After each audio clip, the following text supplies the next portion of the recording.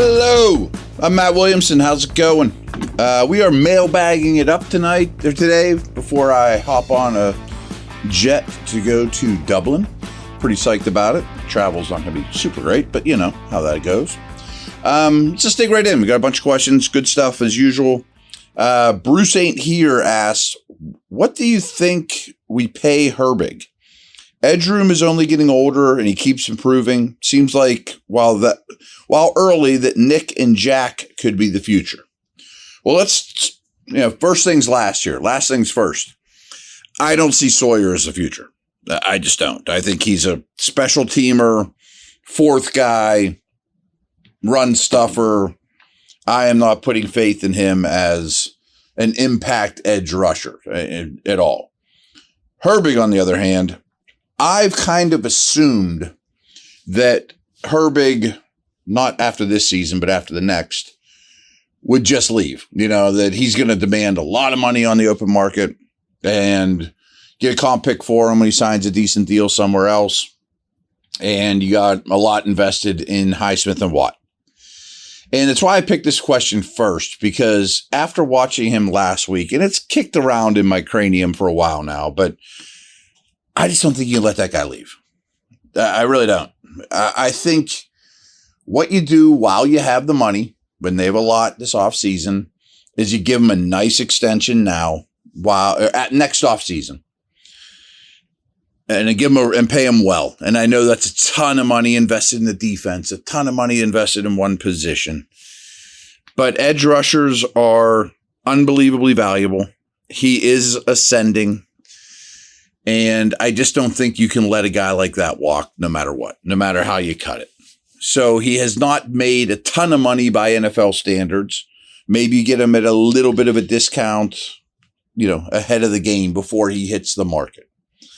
Now, then I think you entertain, and we'll see how the rest of this season plays out, of course. Herbig might fall on his face. I don't think that'll happen.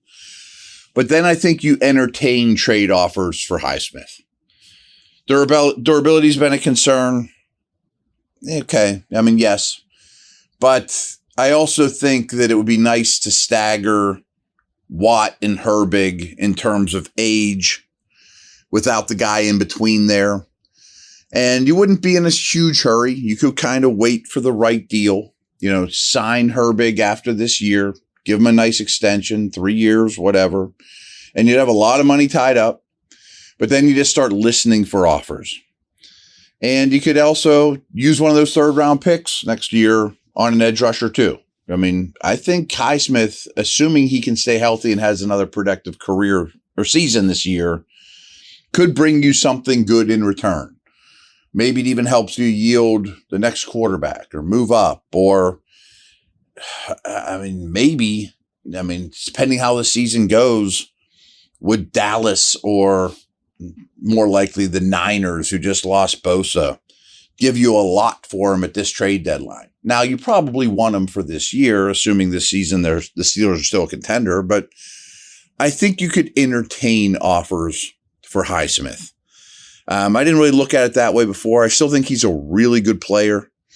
And as, having that conversation right now at the end of September, that you would think his stock would be a little down. But if he comes back and he's a player he has been, he ends up with 10 sacks again. Those guys are valuable, man. And I just think in the end, you don't let Herbig walk. It's just too much. He's just been too good. And what he brings to the table is too rare of a consistent pass rusher. And then maybe you bump Sawyer up to the 3 if you were to move Highsmith, or more likely, I think you would draft somebody and try to develop into the next Herbig or whatever. Probably not a first-round pick, but like a third-round guy. It's funny this question was asked because over the last 48 hours or so, I'm just thinking he's got to be a long-term Steeler. You can't let him walk.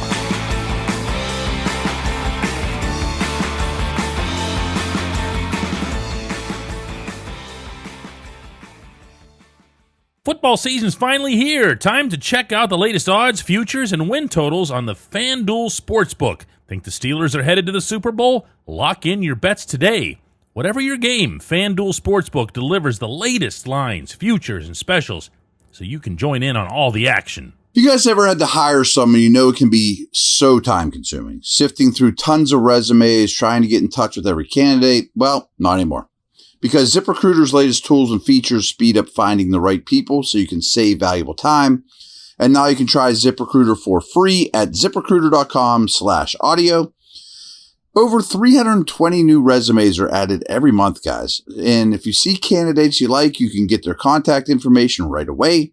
So use ZipRecruiter and save time hiring. 4 out of 5 employers who post on ZipRecruiter get a quality candidate within the first day. Go to ZipRecruiter.com/audio right now and try it for free. That's ZipRecruiter.com/audio. ZipRecruiter, the smartest way to hire. Hey guys, if you're planning to see a Steelers game, use the Game Time app to get your tickets. You can snag new ticket deals before anyone if you set it into your app alerts. The app is easy to use. No surprise fees at checkout. You can see your seat view before buying, and you're getting legit tickets delivered on time. If you're not much of a planner, you can get last-minute deals on tickets right up to the start of the event. Lowest price guaranteed, or Game Time will credit you 110% of the difference.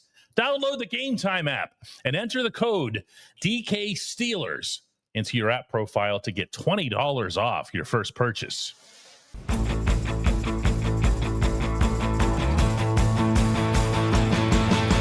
Rich Pernesti asks, are you surprised by the relative lack of tight end usage? Not in the formations, but the actual targets. Yes. Yeah, I am. Now, this past game, they did not run a ton of plays. And as much as Warren was getting the ball, there's not a lot of pieces of pie left for everybody else. That being said, as much tight end on the field usage we're seeing snap wise, you need more production from these guys. I think you need more targets from these guys. And it really shocked me that New England wasn't where that started, especially considering the lack of coverage abilities from the Patriots linebackers, including Spillane, and safeties. Now, Minnesota is also not super strong up the middle, but they're pretty darn good. That defense is hard to find holes in general, but I do think you could probably attack those linebackers. I don't have a lot more to add to this conversation other than, yes, it definitely shocks me that collectively they don't have more targets, more catches. I tend to think that's coming. I kind of have a running joke going with my buddies that every week I put a buck down on Washington anytime touchdown. And the one time he caught a 2-point conversion, the one time he drew a defense pass interference. I mean, like, that stuff's coming, but I also think his usage will be even more so in the middle of the field, not just in the red zone. Freiermuth and Smith, we know, can be quality receivers. So yeah, I'm pretty darn shocked by that, to be honest with you. WTF asks, Matt, are we so close to having the O-line clicking? Do teams spend multiple seasons in that mode without reaching the goal? Teams, yeah. I mean, I think teams hold out hope, and it's rare for an entire O-line to all click together to the point I think that you're implying here. But I lean towards, yes, I think it's a good group that's showing little baby steps, to quote What About Bob, baby stepping, but they're not probably going to take a leap. I don't think this week we're just going to look at it and be like, whoa, that's a great O-line. I think it's just going to be a slow, grinded process where Faltanu, for example, takes 2 steps forward and then he takes a step back, and then he doesn't take any steps, and then he takes another step, and then maybe another, and then another step back. And we've definitely seen that with Broderick Jones. But I will say this past week, especially in protection, without question, it took a step forward. So I think we're just going to have to be patient. And I know that this is not a patient profession or fandom or sport, but O-lines weren't built overnight. And 2-3 years from now, you might be like, man, we got like the best center in the league and the best right tackle and, a top 5 line that should hold up like the Pouncey DeCastro days. Matt Sable asked, the number of teams needing QBs seem to be going up just as the number of college quarterbacks playing well seem to be going down. Are you worried the Steelers will be shut out of the top quality QBs in the draft? I always tell myself I'm going to be laser focused on the college quarterbacks and draft guys, and then it gets really hard for me to do. But I do get the impression, as you're implying here, that this great group of quarterbacks maybe is leveling out a little bit. That we'll still see. I mean, again, I don't want to comment too much on that end of this conversation because I haven't watched them, and it's very early in the college season. And okay, Arch Manning probably won't come out, fine. But there's still a lot of names to get excited about. Mateer just had surgery today too. Maybe that works in the Steelers' favor, that maybe he would have went top 8 and now you get him at 15 or something like that. I also think Mendoza, like at Indiana, is really exciting. And there's still a lot of names. So it's not like you're tied to only 2 of them that you'd have to hit. But the reason I took this question is, yes, I think I did a show with you guys 2 months ago or something when times were quiet before camp and went through every team who could need a quarterback. And I bet I sold that number short. Like, how about Miami? How about Carolina? Teams like that. Could they need quarterbacks now? Certainly could. I mean, they could have coaching changes. Coaching changes usually mean quarterback changes. So maybe, and I'm leaning towards yes, that it seems to be the demand is rising. I can't really comment if the supply is rising or not, but I lean towards it probably, or if the supply is shrinking or not. But I do tend to lean towards you might be right that it is possibly shrinking. But just looking at every team and who I thought was in the potential quarterback market, I don't know that many names changed or many teams got out of the market all of a sudden, other than maybe like Indy. Maybe Indy just says, boy, we won a lot of games with Daniel Jones. He played well. Let's give him an extension. He's our guy. Okay.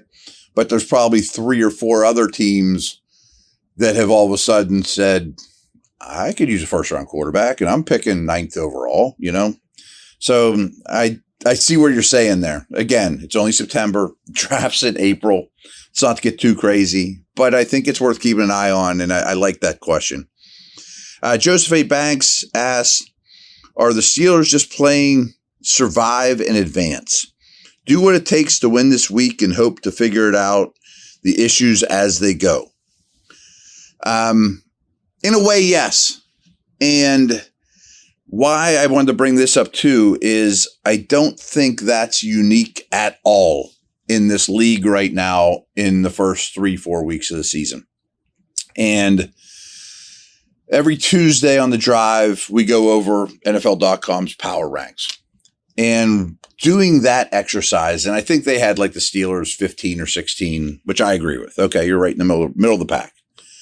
But as we were doing it, man, the bottom of the league bottomed out even more than usual, it seems like, just through 3 weeks. Like all the 0-3 teams, except for maybe the Texans, look already shot. Like, I know I might be getting ahead of ourselves, but, Giants, Dolphins, Saints, man, I mean, they have little hope for this year. And as we were doing those power ranks, we easily got 10 teams deep, counting down 32-1, and maybe as many as the bottom 12, where I just thought, man, these teams are in really bad shape right now. I mean, that there's not a lot to get excited about as we sit here at the end of September. And then the next tier, like where the Steelers are at, that middle of the road tier, all had a big thing or 2 or 3, like the Steelers, that are wrong with them right now. And then even the number 1 team, the Eagles, like squeaked out a tough win with a blocked field goal. But leading into that game, we didn't know how their passing attack was going to be, or the Chiefs that's always has things figured out and steamrolls through the regular season. They have no weapons whatsoever. All I'm saying is I think all the teams early in the season nowadays, with barely any preseason work and way less training camp work, it's becoming more obvious to me every year that that's exactly what these teams are doing for a week or two or three, that we're just trying to figure out a way to bite and scratch and get this win, as opposed to, man, okay, the running game's starting to come along well and we can build off that. Yes, there's some big picture thinking, and we talked about how the Steeler O-line looks like it's getting a little better, especially in protection. I definitely think the Steeler defensive front is way more promising right now, with Harmon returning and Cam looking like Cam and Black looking like a player and Wale looking like a player, where that's what I thought it was going to be. Okay, that's starting to take shape of what we thought it might be in the offseason. But in the meantime, that group just had to bite and claw to survive. And if you can get 2-1, 3-1, if you're these teams that aren't the total bottom feeders, while you figure out your identity and what you're good at and the things you thought you were good at in the offseason that didn't come true, I think that's what the league's become. And I won't use those examples, excuses, whatever, as the season goes on, but there's also so much change in this league. All of the new coaches, all the new quarterbacks, so much player movement from team to team. The Steelers were a heavy example of that this year. I mean, they brought in a lot of big names, but that doesn't mean Ramsey, Slay, all these dudes have played with each other and have that teammate on the field communication, which we obviously saw was a problem against Seattle, Metcalf and Rodgers. I mean, they worked out together, but do they really have a rapport yet? It's not like Rodgers and Jordy Nelson 8 years together or whatever, So again, that's not going to be an excuse down the line, but there's some sloppy play. There's certainly, I should have even opened this. It's hard playing 60 snaps or playing a full game, whatever your role is. If you're a backup outside linebacker, or if you're a starting guard that has to play every play, just fatigue-wise, playing snap after snap after snap or doing a full-time role takes some time to build up your stamina and your, quote, football shape. And it's hot, So I think we forget this every year, but I think it becomes more and more obvious every year that, we get super excited about the regular season. And of course, every game means the same in the standings. That's why you just are thrilled with you get a win no matter what. But all these teams are working stuff out right now. And clearly the Steelers are no different. All right. Next time I'll be talking to you, I will be overseas. We'll see how that goes. A report from Dublin. Definitely will give you a pregame pod, breaking down matchups, etc. I'm excited for that as well. Over and out.